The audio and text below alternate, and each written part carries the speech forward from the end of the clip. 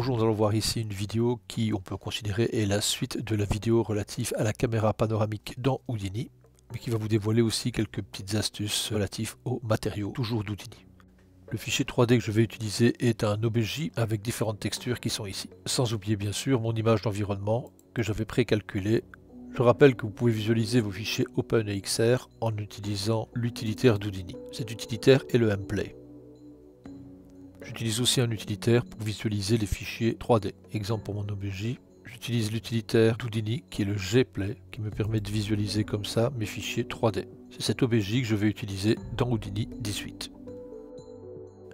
Ici je vais faire File, donc Tab File et aller chercher mon fichier OBJ. Voici mon fichier OBJ. Alors ici je le conseille toujours dans les différentes vidéos, c'est pas une obligation, je vais mettre un Convert to Poly. On voit comme ça qu'il prend tous les types de fichiers et qu'il les convertit en polygones. Et pour éviter les soucis de normal, je vais mettre un nœud de normal qui va uniformiser l'orientation des normales de toute ma structure. Je vais mettre un nœud de Material, créer un matériau qui va utiliser les textures Base Color qui sont déjà créées. Je retourne au niveau du nœud matériau et je vais aller choisir le matériau que je viens de créer avec la texture Base Color. Je vais créer une caméra, ajuster le placement de la caméra, placer une area light, ajuster l'area light, créer une seconde area light, revenir dans ma vue caméra. Je vais créer un nœud de rendu, aller dans le render view, choisir ma caméra et lancer le rendu. Voici mon rendu utilisant la texture. Si je retourne dans le Scene View, ma texture est maintenant affichée sur mon objet. Je reviens dans mon matériau et je vais gérer sa surface. Je vais diminuer l'IOR, augmenter la rugosité et ici maintenant je vais mettre un peu de bump. Alors les images se placent bien parce que ma géométrie a déjà des coordonnées de texture. Pour ce qui est du bump, je valide le bump en mode bump et je vais chercher ici la texture relative au bump. Le bump va suggérer le relief,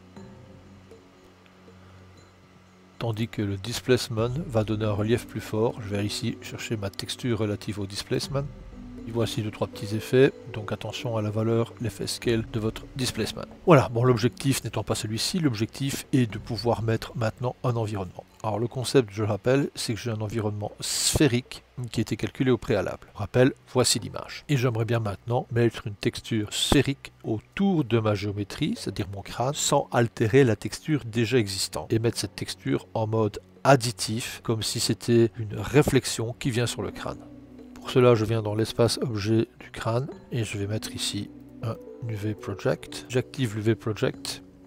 Il va remettre toutes mes coordonnées de texture existantes par rapport à son mode de projection, qui est ici orthographique. Je vais mettre un nouvel attribut en l'appelant par exemple environnement. Et voici son nom s'appelle environnement. Le fait d'avoir changé l'UV environnement, il n'agit plus sur l'entièreté de ma géométrie et il attend justement quelque chose qui va le reconnaître. Et alors on revient dans le Scene View. Voici l'UV qui n'agit pas pour l'instant parce qu'il porte un nom qui n'est pas reconnu dans mon processus de rendu. Je vais le demander à ce qu'il soit en mode polar pour qu'il englobe tout mon objet.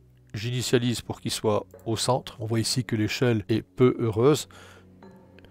Maintenant, cette texture englobe le crâne. Il est évident que vous voulez le faire encore plus grand. De toute façon, c'est une projection. Très bien, on va utiliser maintenant cet UV sphérique qui porte le nom de env, écrit en capital, dans le matériau. Pour ça, on va rentrer au niveau mat, donc sur le Vex Builder. On a ici le principal shader avec toutes les gestions de surface. On va ici aller chercher mon image. Donc c'est une texture. La texture, je vais la chercher à cet endroit. Et comme UV coordinate, ici, on va mettre le nom de l'attribut, écrit en utilisant les capitales. L'UV va piloter l'UV de ma texture, qui lui va venir nourrir. Allez, on va prendre par exemple l'émission color. L'émission color, si je reviens sur la texture qui est ici, je rappelle que dans les surfaces, c'est ce qui est autolumineux.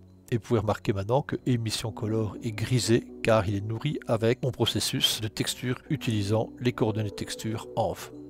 On a ici l'intensité, on va voir au rendu ce que ça donne. Et nous voyons la texture qui se met en mode émission. Attention, l'émission éclaire la scène, ce n'est pas l'objectif. On va donc désactiver émission Illuminate Object.